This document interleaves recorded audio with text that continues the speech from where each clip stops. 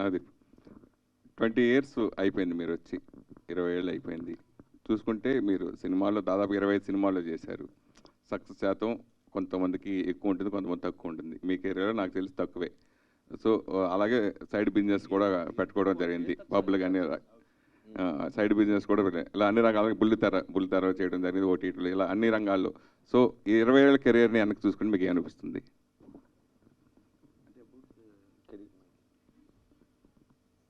చాలా తెలుసుకున్నానండి.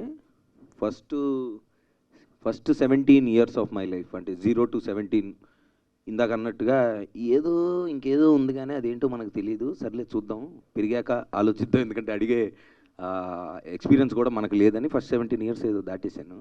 అంటే తెలుసుకుంటూ నా కాన్షియస్నెస్ కూడా నేను పెరుగుతూ 17 yearsకి యాక్టర్ అయ్యా. నెక్స్ట్ 34, అంటే 17 + 17, సెకండ్ 17లో 34 years, అంటే మన లాక్డౌన్ వరకు ఎస్ ఐ నో ఎవ్రీథింగ్, నాకు తెలుసు అని బయలుదేరా. రోజు పొద్దున్నే లేచి మన దగ్గర ఏదో లేదు అది ఎత్తుక్కుంటూ బయలుదేరాలి. అంటే ప్లస్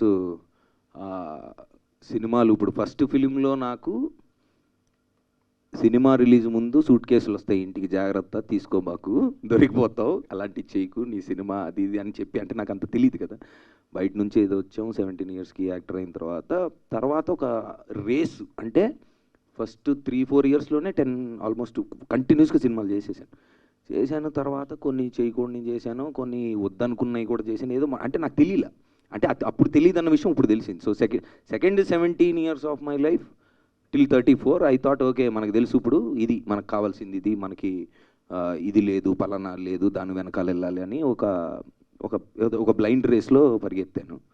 తర్వాత లాక్డౌన్లో లాక్ ఓపెన్ అయింది, లైట్గా లాక్ ఓపెన్ అయ్యి ఓహో బాబాయ్ మనకేం తెలియదు, మన గురించి మనం తెలుసుకోవాలని 34th yearకి అనిపించింది. అప్పుడు నేను ఆ విషయం నాకు గుర్తుండాలని 2.0 అని పెట్టుకున్నా, 2.2 అని. సో మీ క్వశ్చన్కి ఆన్సర్ ఏంటంటే, ఈ లాస్ట్ 20 years ఆఫ్ మై కెరీర్లో అది ప్రాక్టీస్ రన్ అని నేను ఫీల్ అవుతున్నా ఈరోజు.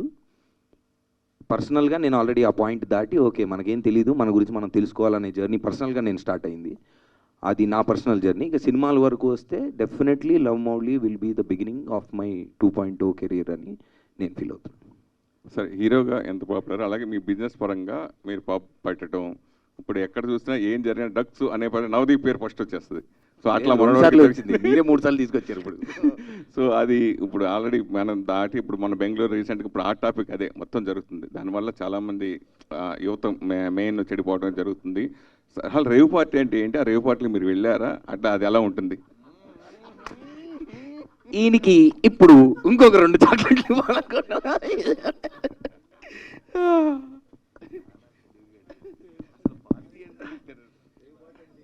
రేవు పార్టీ అంటే ఏంటి, ఏం చెప్తాం, ఒక్కొక్కరికి ఒక్కొక్కలాగుంటుంది, ఒక్కొక్క దేశంలో ఒక్కొక్కలాగుంటుంది.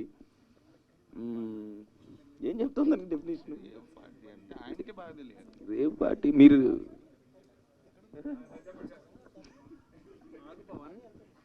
31 years సీనియర్ నన్ను ఇలా ర్యాక్ చేయడం ఏమన్నా న్యాయంగా అనిపిస్తుందా మీకు? రేయి పగలు జరిగింది, అంతే అంతే అంతే, ఓకే నెక్స్ట్. అంతే సార్, రేయి పగలు జరిగేది. నేను ఈ దేశంలో అయితే ఇప్పుడు వెళ్ళలేదు.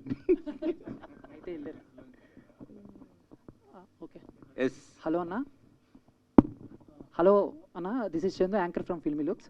So first of all congratulations, చాలా రోజుల తర్వాత రావటం, అండ్ ఫ్యాన్స్కి మాకు కూడా. అండ్ లవ్ మౌలి ట్రైలర్ చూసినప్పుడు అందరికీ అర్థమైతే, అండ్ దీంట్లో మీరు పెయింటర్ కదా, సో బేసిక్గా టైటానిక్ లాంటి సీన్స్ ఏమైనా ఉంటాయి అన్న దీంట్లో? ఉన్నాయి, మంచి క్వశ్చన్ అడిగాడు. టైటానిక్ సీనే ఉంది, యాజ్ టీజ్ ఉంది, చెప్పొద్దు ఎవరికి ఈ విషయం.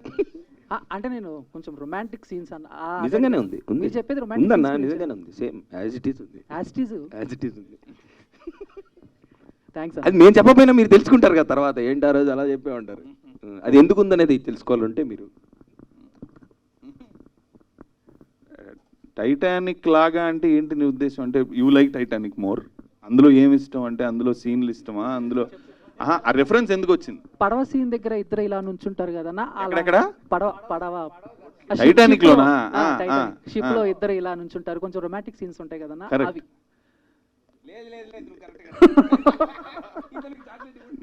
అన్న మరీ అంత పచ్చిగా అడిగితే ఎలాగన్నా? అడిగాడు పర్లేదులే, నువ్వు ఆ పడవ మీద నుంచినది కాకుండా వాళ్ళు కారులో చేసే దాని గురించి అడుగుతున్నారు కానీ.